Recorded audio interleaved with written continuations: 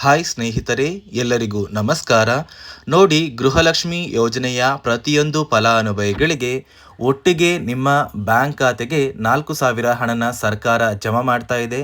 ಹೌದು ಸ್ನೇಹಿತರೆ, ಗೃಹಲಕ್ಷ್ಮಿ ಯೋಜನೆಯ 16ನೇ ಕಂತಿನ ಹಣ ಮತ್ತು ಅನ್ನಭಾಗ್ಯ ಯೋಜನೆಯ ಪೆಂಡಿಂಗ್ ಇರುವಂತಹ ಕಳೆದ 5 ತಿಂಗಳ 2,000 ಹಣ ಪ್ರತಿಯೊಂದು ಫಲಾನುಭವಿಗಳಿಗೆ ನಾಳೆ ಮಂಗಳವಾರ ಅಂದರೆ ಜನವರಿ 7ರಂದು ಕರ್ನಾಟಕದ 27 ಜಿಲ್ಲೆಗಳ ಪ್ರತಿಯೊಂದು ಫಲಾನುಭವಿಗಳಿಗೆ ಸರ್ಕಾರ ಈ 4,000 ಹಣನ ಜಮಾ ಮಾಡ್ತಾ ಇದೆ. ಇದರ ಜೊತೆ ಈ ಒಂದು 4,000 ಹಣನ ನೀವು ಪಡಿಬೇಕು ಅಂದರೆ ಸರ್ಕಾರ ಹೊಸದಾಗಿ 5 ನಿಯಮಗಳನ್ನ ಜಾರಿಗೆ ತಂದಿದೆ.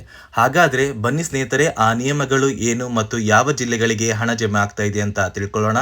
ಅದಕ್ಕಿಂತ ಮೊದಲು ನೋಡಿ ಸ್ನೇಹಿತರೆ, ನೀವೇನಾದ್ರೂ ಇನ್ನೂ ಕೂಡ ನನ್ನ ಚಾನಲ್ನ ಸಬ್ಸ್ಕ್ರೈಬ್ ಆಗಿಲ್ಲ ಅಂದರೆ ದಯವಿಟ್ಟು ಪ್ರತಿಯೊಬ್ಬರು ಚಾನಲ್ನ ಸಬ್ಸ್ಕ್ರೈಬ್ ಮಾಡ್ಕೊಳ್ಳಿ, ಹಾಗೆ ವಿಡಿಯೋಗೆ ಒಂದು ಲೈಕ್ನ ಕೊಡಿ.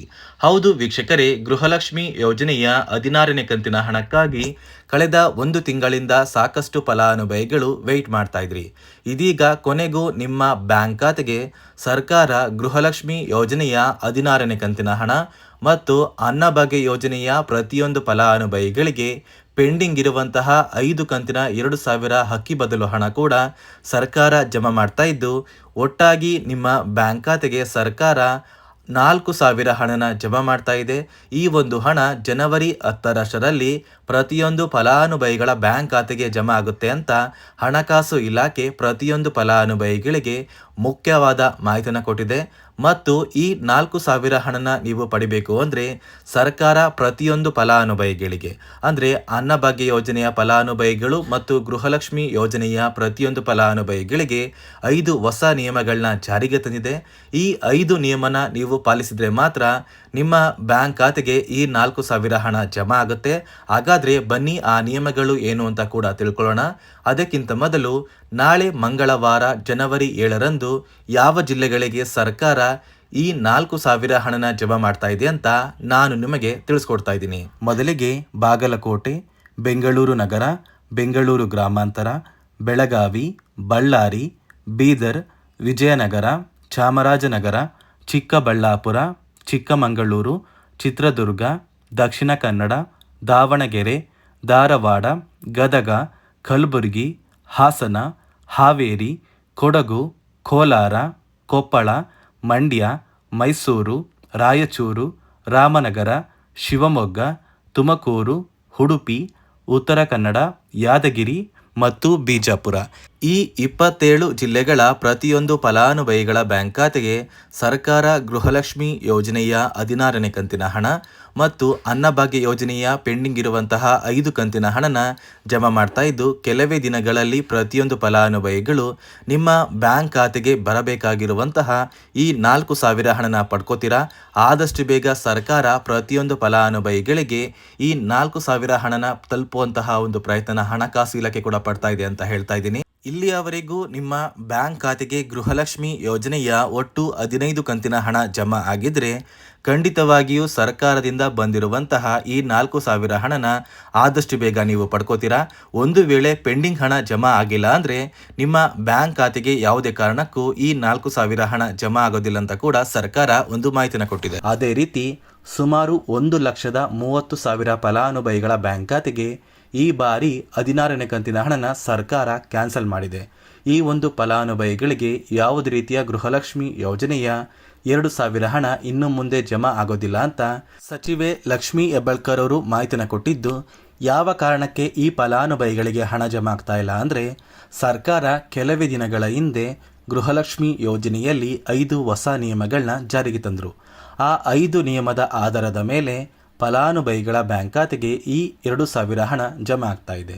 ಹಾಗಾದರೆ ಬನ್ನಿ ಸ್ನೇಹಿತರೆ, ಆ 5 ನಿಯಮಗಳು ಏನು, ಆ ಒಂದು ನಿಯಮಗಳನ್ನ ಕಡ್ಡಾಯವಾಗಿ ನೀವು ಪಾಲಿಸಬೇಕಾ ಅಂದರೆ ಹೌದು ಸ್ನೇಹಿತರೆ, ಈ 5 ನಿಯಮಗಳನ್ನ ನೀವು ಕಡ್ಡಾಯವಾಗಿ ಪಾಲಿಸಿದರೆ ಮಾತ್ರ ನಿಮ್ಮ ಬ್ಯಾಂಕ್ ಖಾತೆಗೆ 2,000 ಹಣ ಬರೋದು. ಹಾಗಾದರೆ ಬನ್ನಿ ಸ್ನೇಹಿತರೆ, ಆ 5 ನಿಯಮಗಳು ಏನು ಅಂತ ತಿಳ್ಕೊಳ್ಳೋಣ. ನೋಡಿ ಸ್ನೇಹಿತರೆ, ಮೊದಲನೆಯ ಒಂದು ನಿಯಮ ಬಂದು ಗೃಹಲಕ್ಷ್ಮಿ ಯೋಜನೆಯ ಪ್ರತಿಯೊಂದು ಫಲಾನುಭವಿಗಳು ಯಾರೆಲ್ಲ ಇದ್ದೀರಾ, ನಿಮ್ಮ ಮನೆಯ ಪ್ರತಿಯೊಂದು ಸದಸ್ಯರ ಆಧಾರ್ ಕಾರ್ಡ್ನ ನಿಮ್ಮ ಬಳಿ ಇರುವಂತಹ ಒಂದು ರೇಷನ್ ಕಾರ್ಡಿಗೆ ಕಡ್ಡಾಯವಾಗಿ ಲಿಂಕ್ ಮಾಡಿಸ್ಬೇಕು. ಈ ಒಂದು ನಿಮ್ಮ ಆಧಾರ್ ಕಾರ್ಡ್ನ ಲಿಂಕ್ ಮಾಡಿಸೋದಕ್ಕೆ KYC ಅಂತ ಕರೀತಾರೆ. ಸಾಕಷ್ಟು ಫಲಾನುಭವಿಗಳ ಒಂದು ರೇಷನ್ ಕಾರ್ಡಿಗೆ KYC ಪೆಂಡಿಂಗ್ ಇದೆ. ಅದೇ ಒಂದು ಕಾರಣಕ್ಕೆ ಸರ್ಕಾರ ಈ ಬಾರಿ ಈ 5 ಹೊಸ ನಿಯಮಗಳನ್ನ ಜಾರಿಗೆ ತಂದಿದೆ. ಅದೇ ರೀತಿ ಎರಡನೆಯ ಒಂದು ನಿಯಮ ಬಂದು ಸಾಕಷ್ಟು ಫಲಾನುಭವಿಗಳ ಒಂದು ಆಧಾರ್ ಕಾರ್ಡ್ ಏನಿದೆ, ಆ ಒಂದು ಆಧಾರ್ ಕಾರ್ಡ್ 15 ವರ್ಷ ಅಥವಾ 15 ವರ್ಷಕ್ಕಿಂತ ಹೆಚ್ಚು ಹಳೆಯ ಆಧಾರ್ ಕಾರ್ಡ್ ಆಗಿದೆ. ಈ ಒಂದು ಫಲಾನುಭವಿಗಳು ಅವರ ಆಧಾರ್ ಕಾರ್ಡ್ಗೆ ಯಾವುದೇ ರೀತಿಯ ತಿದ್ದುಪಡಿ ಕೂಡ ಮಾಡಿಸಿಲ್ಲ ಮತ್ತು ಯಾವುದೇ ರೀತಿಯ ಒಂದು ಅಪ್ಡೇಟ್ನ ಕೂಡ ಮಾಡಿಸಿಲ್ಲ. ಅದೇ ಒಂದು ಕಾರಣಕ್ಕೆ ನಿಮ್ಮ ಆಧಾರ್ ಕಾರ್ಡ್ನ ನೀವು ತಿದ್ದುಪಡಿ ಮಾಡಿಸಿಲ್ಲ ಅಂದರೆ ನಿಮ್ಮ ಬ್ಯಾಂಕ್ ಖಾತೆಗೆ 2,000 ಹಣ ಜಮಾ ಆಗ್ತಾ ಇಲ್ಲ. ಮತ್ತೆ ಸ್ನೇಹಿತರೆ, ಸರ್ಕಾರ 16ನೇ ಕಂತಿನ ಹಣನ ಜಮಾ ಮಾಡುವ ಮುಂಚೆ ಪ್ರತಿಯೊಂದು ಫಲಾನುಭವಿಗಳ ಒಂದು ದಾಖಲಾತಿಗಳನ್ನ ಮರುಪರಿಶೀಲನೆ ಮಾಡಿದ್ದಾರೆ. ಈ ಒಂದು ಸಂದರ್ಭದಲ್ಲಿ ಫಲಾನುಭವಿಗಳು ಸರ್ಕಾರಕ್ಕೆ ತೆರಿಗೆನ ಕಟ್ತಾ ಇರೋದು ತಿಳಿದು ಬಂದಿದೆ. ಅದೇ ರೀತಿ 4ನೆಯ ಒಂದು ನಿಯಮ ಬಂದು ಸರ್ಕಾರದಿಂದ ಬರುವಂತಹ ಒಂದು ರೇಷನ್ನ ಕಳೆದ 3 ತಿಂಗಳಿಂದ ನೀವು ಪಡ್ಕೊಂಡಿಲ್ಲ ಅಂದರೆ ನಿಮ್ಮ ಬ್ಯಾಂಕ್ ಖಾತೆಗೆ ಗೃಹಲಕ್ಷ್ಮಿ ಯೋಜನೆಯ ಹಣ ಜಮಾ ಆಗೋದಿಲ್ಲ. ಮತ್ತು ಸ್ನೇಹಿತರೆ, 5ನೆಯ ಒಂದು ನಿಯಮ ಬಂದು ನಿಮ್ಮ ಒಂದು ವಾರ್ಷಿಕ ಆದಾಯ 7 ಲಕ್ಷಕ್ಕಿಂತ ಕಡಿಮೆ ಇರಬೇಕು. ಒಂದು ವೇಳೆ ವಾರ್ಷಿಕ ಆದಾಯ 7 ಲಕ್ಷಕ್ಕಿಂತ ಜಾಸ್ತಿ ಇದ್ದರೆ ನಿಮ್ಮ ಬ್ಯಾಂಕ್ ಖಾತೆಗೆ ಗೃಹಲಕ್ಷ್ಮಿ ಯೋಜನೆಯ ಹಣ ಬರೋದಿಲ್ಲ. ಈ 5 ನಿಯಮದ ಆಧಾರದ ಮೇಲೆ ಪ್ರತಿಯೊಂದು ಫಲಾನುಭವಿಗಳಿಗೂ ಹಣ ಜಮಾ ಆಗ್ತಾ ಇದೆ. ನಾಳೆ ಮಂಗಳವಾರ ಜನವರಿ 7ರಿಂದ ಕರ್ನಾಟಕದ 27 ಜಿಲ್ಲೆಗಳ ಪ್ರತಿಯೊಂದು ಫಲಾನುಭವಿಗಳಿಗೆ ಸರ್ಕಾರ 4,000 ಹಣನ ಜಮಾ ಮಾಡ್ತಾ ಇದೆ. ಆದಷ್ಟು ಬೇಗ ಪ್ರತಿಯೊಂದು ಫಲಾನುಭವಿಗಳು ಸರ್ಕಾರದಿಂದ ಬಿಡುಗಡೆಯಾಗಿರುವ ಈ 4,000 ಹಣನ ನಿಮ್ಮ ಬ್ಯಾಂಕ್ ಖಾತೆಗೆ ಪಡ್ಕೋತೀರಾ. ಇದೇ ತಿಂಗಳ ಜನವರಿ 10ರಷ್ಟರಲ್ಲಿ ಪ್ರತಿಯೊಂದು ಫಲಾನುಭವಿಗಳ ಬ್ಯಾಂಕ್ ಖಾತೆಗೆ ಹಣ ಜಮಾ ಆಗಲು ಹಣಕಾಸು ಇಲಾಖೆ ಶುರು ಮಾಡ್ತಾ ಇದೆ. ನಾನು ಕೊಟ್ಟಿರುವಂತಹ ಮಾಹಿತಿ ನಿಮಗೆ ಇಷ್ಟ ಆಗಿದ್ರೆ ದಯವಿಟ್ಟು ಪ್ರತಿಯೊಬ್ಬರು ನನ್ನ ಚಾನಲ್ನ ಸಬ್ಸ್ಕ್ರೈಬ್ ಮಾಡ್ಕೊಳ್ಳಿ. ಹಾಗೆ ವಿಡಿಯೋಗೆ ಒಂದು ಲೈಕ್ನ ಕೊಡಿ.